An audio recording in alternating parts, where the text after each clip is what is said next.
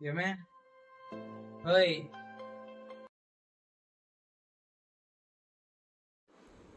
చెప్పండి.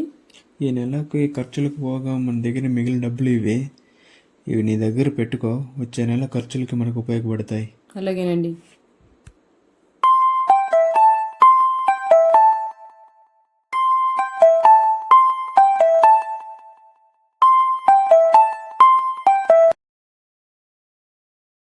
Hello hello, చెప్పరా మచ్చా? యాడ్రా మామ? ఇంట్లో చెప్పరా మచ్చా? కొంచెం అమౌంట్ కావాల్సిందా, ఏమన్నా అరేంజ్ చేస్తావా? లేదురా మామ, నీకు తెలిసిందే కదా కమిట్మెంట్స్ నా దగ్గర. కొంచెం ఎమర్జెన్సీ చూడరా, అట్లా ఒక 2 డేస్లో ఇస్తా. లేదు మామ, ఉంటే నీకు లేందా?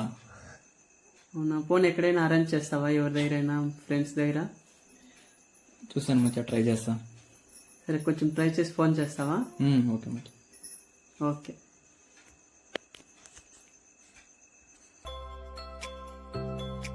అదేంటండి ఇందాక మీ గురించి అమౌంట్ అడిగితే లేదన్నారు.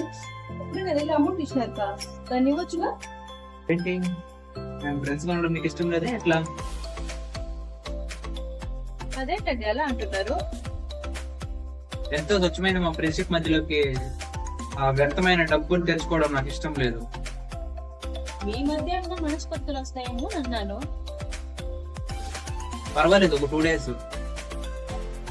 మళ్ళీ మాట్లాడతాడు. అంతేగాని అనవసరంగా దాన్ని మా ఫ్రెండ్షిప్ మధ్యలోకి తెచ్చి దానివల్ల మా ఫ్రెండ్షిప్ పోగొట్టుకోవడానికి అయితే నేను సిద్ధంగా అయితే లేదు.